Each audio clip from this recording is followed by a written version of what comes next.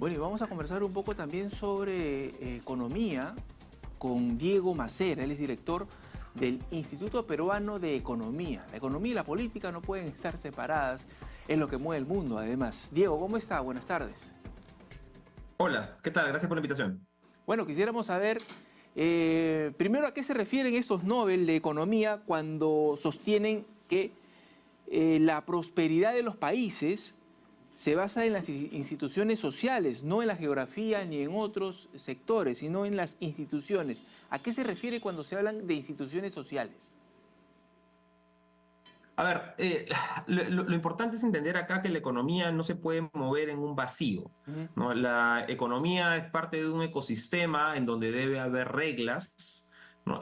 ¿No? En donde debe haber cierta predictibilidad sobre yo hago esto, va a pasar el otro. ¿No? Tiene que haber libertades también que tienen que estar garantizadas por ciertas instituciones. ¿Ya? Entonces, la parte innovadora de estos autores es que ellos tratan de encontrar una relación causal, ¿no? Es decir, yo puedo tratar de inferir, ¿no?, que si tengo instituciones que, por ejemplo, ¿no?, protegen la propiedad privada, ¿no?, que protegen la competencia, que protegen a los consumidores o a las empresas de cualquier abuso político. Por ejemplo, yo puedo ver que estas son las naciones, estas son Ujú. las economías que mejor prosperan en un plazo largo, ¿Ya? ¿no? Entonces, ya, ahí, de hecho, una cosa bien interesante de estos autores es que, claro, en el libro más emblemático que tienen, que es el ¿Por qué fracasan las naciones? De hecho, en el primer capítulo ya hablan del caso peruano, ¿no? El caso peruano está ahí junto con el mexicano, Ujú. ¿no?, como un ejemplo de un país en donde hubo instituciones, ellos le llaman extractivas, ¿no?, hablando de la época colonial, ¿no? Y cómo el efecto de estas instituciones extractivas, se referían en particular a la mita minera, ¿Ya? tienen los efectos en las regiones en donde esta sucedió, puede verse los efectos hasta ahora, ¿no? O sea, Ujú. varios siglos después, ¿no?, siguen los efectos negativos de estas instituciones extractivas. Entonces, la parte interesante, ¿no?, es que estas instituciones, que a veces uno puede pensarlas desligadas de la parte económica, no terminan siendo lo que para los ganadores del Nobel ahora explican en mayor proporción por qué hay algunas naciones que se enriquecen en el tiempo y otras que no. Ajá. ¿No? Es por estas instituciones claro, tienes una discusión sobre instituciones políticas, instituciones económicas. El argumento que ellos hacen también es, oye, las instituciones económicas van a ser consecuencia de las instituciones políticas que tengamos en primer lugar, ¿no? Entonces, si tenemos políticos que no responden a los intereses de la ciudadanía, ¿no?, que están para servirse ellos mismos antes que servir al resto, ¿no?, que tienen alguna componenda con empresarios locales, ¿no?, y que toman decisiones políticas para Claro. favorecerlos a ellos y no al Sus resto, ¿no?, o intereses que bloquean la personales. competencia. Claro. No, ese tipo de instituciones políticas no van a dejar que maduren las instituciones económicas, Ujú. ¿no? Y con ello no vamos a, por más que tengamos gente muy talentosa, muy trabajadora en el país, no se va a poder progresar. Entonces, ese Ahora, es si quieres, el argumento central. pero pese a estas decisiones políticas, tal vez erróneas, equivocadas, que se toman, digamos, en términos económicos y macroeconómicos, el Perú está en la región por arriba de algunos vecinos, ¿no? Sí, a ver, el Perú, ¿cómo medirlo? O sea, si vemos a nivel macro, por ejemplo, Mm. macroeconómico, el Perú es uno de los países más sólidos de la región. No, ahora, esto es algo que se ha construido en los últimos 30 años. ¿No? Normalmente el análisis en el cual trabajan más los autores, los ganadores ahora del Nobel, hablan de siglos. No, entonces, pero sí es verdad que hemos mejorado nuestra manera de entender la macroeconomía, de poner instituciones responsables, ¿no?, del Ministerio de Economía y Finanzas, en el Banco Central, ¿no? Y el Perú en ese campo destaca por tener una de las inflaciones más bajas promedio de la región en lo que va del Tiene siglo, una de hecho, creo que la moneda más baja fuerte. entre los que controlan su moneda. ¿no? la moneda Claro. menos volátil, con menos depreciación en los últimos también, en lo que va del siglo, ¿no? O sea, para poner el número rápido, es el Perú, el sol peruano se ha depreciado cerca de 7% en los últimos pues casi 25 años. Chile, México, Colombia, Brasil, todos tienen depreciaciones por encima del 50%. No, no, Brasil más cerca del 200%. Entonces, nuestras reservas internacionales, cerca de un tercio del Producto Bruto Interno, también el porcentaje más alto de la región. ¿No? Todavía tenemos grado de inversión, ojalá lo sepamos defender, no cosa que solamente por ahí tienen Chile, México. Entonces, en ese lado, el Perú ha construido fortalezas muy buenas en los Correcto. últimos 30 años que le permiten, que son la primera capa, que son el cimiento. No, sobre eso podemos empezar a crecer. Ujú. Si no tenemos el cimiento de la capa macroeconómica estable, es bien difícil aspirar a tasas altas. Entonces, Pero para crecer, esa ¿qué se capa necesita? básica está. Necesitamos construir el segundo piso. Ujú. O sea, está la capa básica está. Ahora, de lo que tenemos que hablar es la parte de competitividad que trasciende la parte macro, Ujú. ¿no?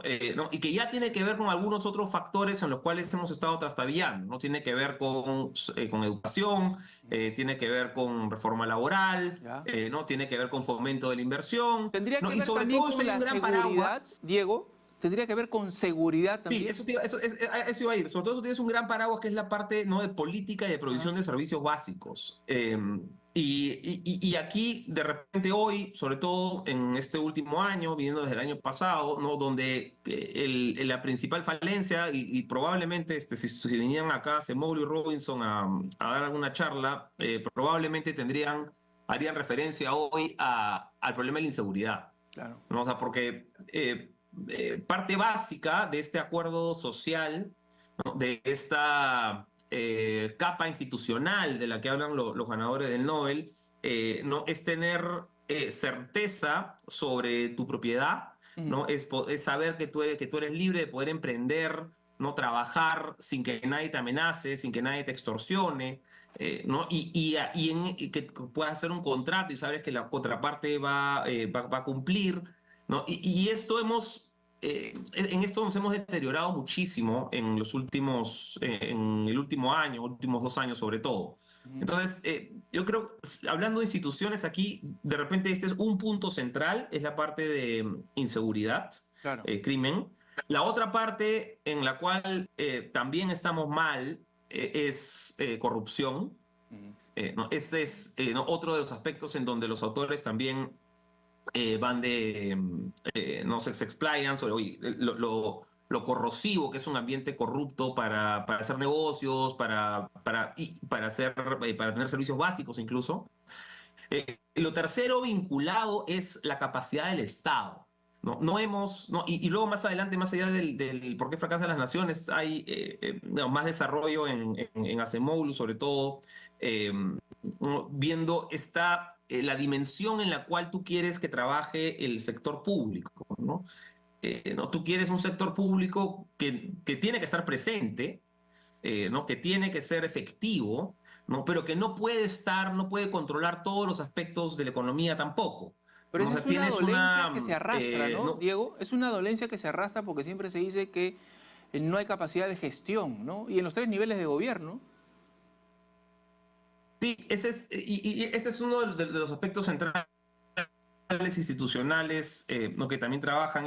Oye, yo quiero un Estado efectivo, ¿no?, sin que sea uno en el que yo pues tengo que pedirle 80 trámites para hacer un negocio, ¿no?, donde a veces el alcalde no parece más mi enemigo tratando de bloquear la inversión, o incluso también es a veces el primero en pedir la coima.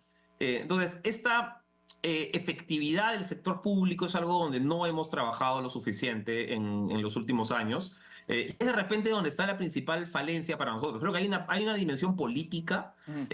que también es importantísima. Está la representatividad política, la fuerza que pueden tener los partidos, la rendición de cuentas sobre los políticos. Y luego vinculado a ello, tienes una capa ya de gestión del Estado, ¿no? Cómo están operando los ministerios, cómo están operando los gobiernos regionales, qué capacidades tienen, ¿no? En toda esa historia de la descentralización, qué cosas hemos ganado, qué cosas hemos perdido. ¿no? En dónde están estos puntos de dolor y cómo podemos hacer para mejorar el servicio civil. Entonces, esa es una discusión importantísima si queremos pensar en el desarrollo del largo plazo. Yo creo que probablemente uno de los puntos centrales, más allá de la parte política, que por supuesto que es importantísima, está la parte de servicio civil y gestión pública, ¿no? Cómo tenemos más funcionarios capaces, ¿no? que puedan traer de repente las mejores prácticas de algunas instituciones públicas que lo han hecho bien en los últimos Capaces y años, Banco honestos, ¿no? Central de Reserva. Perdóname. Capaces y honestos también, ¿no? Por supuesto, capaces y honestos. Porque si no, no se va a poder ¿no? hacer lo otro, que es crecer.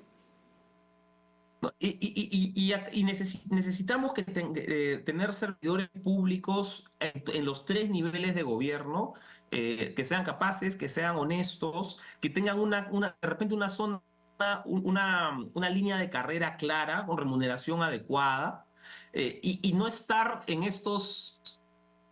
Porque claro, tenemos esta volatilidad dentro de la parte política, oye, cambio de presidentes, ¿no? Cambios de ministro demasiado seguido, el ministro del Interior sobre todo, ¿no? Pero también tenemos una rotación alta a veces en algunos puestos clave del aparato burocrático, ¿no? Y Bien, esto no es bueno para nadie. Entonces, acá, si uno, como te decía, si uno listo. tuviera que tomar alguna de las lecciones de los autores del Nobel ahora para el Perú, ¿no? Probablemente sería, oye, número uno, seguridad, número dos, combate a la corrupción. Ujú. Número tres, mejora en la representatividad política y rendición de cuentas a los políticos. ¿No? Y número cuatro es mejor eficiencia Y está en la provisión difícil de servicios cumplir esos públicos del aparato preceptos, estatal. Diego, y está difícil cumplir esos preceptos, al menos No, esos si fuera cuatro que nos has fácil, mencionado. sí, bueno, si fuera fácil ya lo hubiéramos hecho, creo. Son complicados. Claro, algunos tienen más, algunos de repente son mucho más estructurales que otros, ¿no? O sea, si uno habla, por ejemplo, de, oye, transformar todo el aparato público para hacer un Estado más efectivo, ¿no? Probablemente nos vaya a tomar un buen tiempo. Ahora, ojalá no nos tome el mismo tiempo en solucionar los problemas gravísimos que tenemos de seguridad ciudadana, ¿no? O sea, Esperemos que no. ojalá eso podamos resolverlo en Muy un bien, plazo Diego. mucho más corto, Muy ¿no? bien, Es porque Diego. es urgente.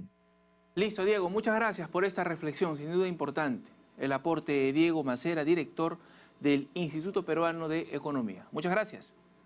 Muchas gracias.